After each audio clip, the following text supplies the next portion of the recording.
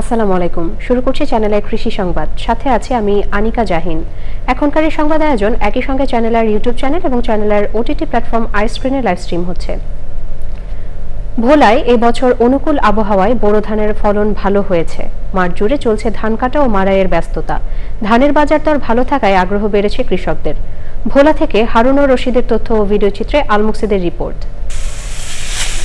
ভোলায় ফসলের মাঠ জুড়ে এখন সোনালী ধান কাটার মহোৎসব চলছে। ধান কাটা নিয়ে ব্যস্ত সময় পার করছেন কৃষক।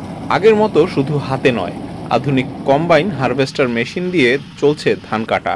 এতে সময় ও শ্রমিকের মজুরি সাশ্রয় হচ্ছে কৃষকের। ৭৪ ধানটা করার পরে আমরা দেখলাম যে ৭৪ ধানটা সার শুদ্ধ কম লাগে, পোকামাকড়ের আক্রমণও কম, এটা মানও ভালো, ওষুধও কম লাগছে, সারিবদ্ধভাবে রুচি, খরচা সব বেলি কম লাগছে ইনশাল্লাহ। ওষুধ হাইব্রিডও যদি লাগে 2 বার ৭৪ লাগছে আমার একবার জেন, বুঝছেন। আলামতে খুবই ভালো ফলন হয়েছে। ৭৪ ধানটা আমাদের জমিতে ভালো হয় এবং এটার চাল মোটা এবং জিঙ্ক সমৃদ্ধ। ধানের ফলন নিয়ে সন্তুষ্ট কৃষি বিভাগ।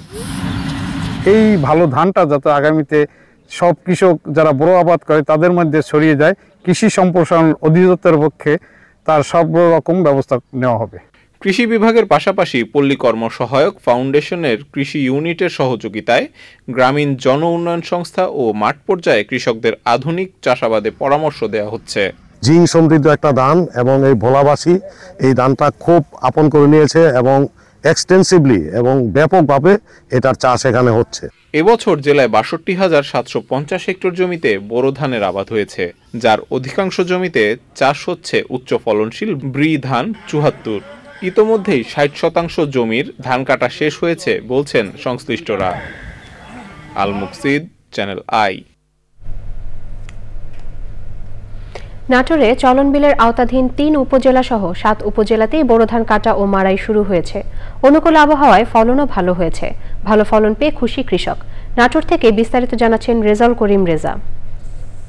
নাটোরে বোরো ধান কাটা শুরু হয়েছে।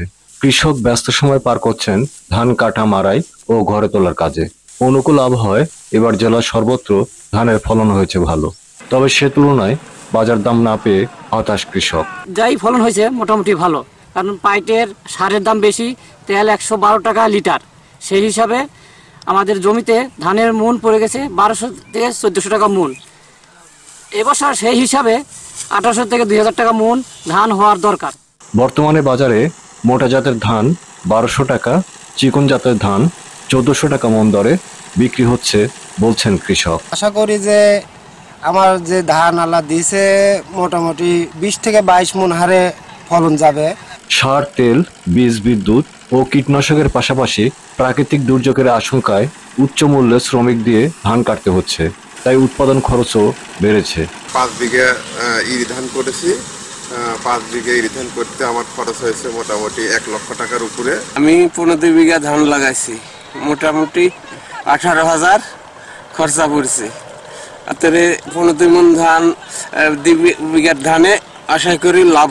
জেলায় ৫৭,৪২৫ হেক্টর জমিতে বোরো চাষের লক্ষ্যমাত্রা ধরা হলেও চাষ হয়েছে বেশি বলছে কৃষি বিভাগ। সার, সেচের কোনো সংকট না থাকায় এবং আবহাওয়া অনুকূলে থাকায় আমাদের ধানের ফলন বছর আমরা ভালোই পাচ্ছি। আমরা হেক্টর প্রতি গড়ে এ পর্যন্ত ৬ টন হিসেবে পাচ্ছি। ইতিমধ্যে আমাদের নাটোর জেলায় ৬০% ধান কর্তন হয়েছে। বোরো ধান চাষকে লাভজনক করতে ধানের মূল্য বৃদ্ধির দাবি জানিয়েছেন কৃষক। নাটোর থেকে রেজাউল করিম রেজা, চ্যানেল আই। বাগেরহাটে ব্রি ধান ১০২-এর ফসল কর্তন ও মাঠ দিবস হয়েছে। ফকিরহাট উপজেলা টাউন নোয়াপাড়ায় বাংলাদেশ ধান গবেষণা ইনস্টিটিউটের আয়োজনে ওই মাঠ দিবস অনুষ্ঠিত হয়। অনুষ্ঠানে প্রধান অতিথি ছিলেন গোপালগঞ্জ ধান গবেষণা ইনস্টিটিউটের মুখ্য বৈজ্ঞানিক কর্মকর্তা ডক্টর আমেনা খাতুন। উপস্থিত ছিলেন উপজেলা কৃষি কর্মকর্তা শেখ সাখাওয়াত হোসেন, ধান গবেষণা ইনস্টিটিউটের ঊর্ধ্বতন বৈজ্ঞানিক কর্মকর্তা ডক্টর রোমেল বিশ্বাস ও অন্যরা। বক্তারা বলেন, বাংলাদেশ ধান গবেষণা ইনস্টিটিউট উদ্ভাবিত উচ্চ ফলনশীল ও পুষ্টি সমৃদ্ধ ব্রি ১০২ জাতের নতুন ধান খাদ্য উৎপাদন বাড়ানোর পাশাপাশি কৃষিতে বিপ্লব ঘটাবে। প্রাণী সম্পদ খাতে খামারি ও উদ্যোক্তাদের দক্ষতা বৃদ্ধির লক্ষ্যে ভোলায় প্রশিক্ষণ কর্মশালা হয়েছে। কর্মশালায় প্রশিক্ষক ছিলেন ভোলা জেলার প্রাণী সম্পদ কর্মকর্তা ডাক্তার রফিকুল ইসলাম খান, সদর উপজেলা প্রাণী সম্পদ কর্মকর্তা ডাক্তার শাহিন মাহমুদ এবং ভোলা আঞ্চলিক হাঁস প্রজনন খামারের poultry development officer Mohammad Zahid Hasan. প্রশিক্ষণে বাও মুরগি, দেশি মুরগি, রাজহাঁস ও পেকিন হাঁস পালনের আধুনিক প্রযুক্তি, রোগ নিয়ন্ত্রণ এবং বাজারজাতকরণ বিষয়ে অংশগ্রহণকারীদের হাতে কলমে প্রশিক্ষণ দেওয়া হয়।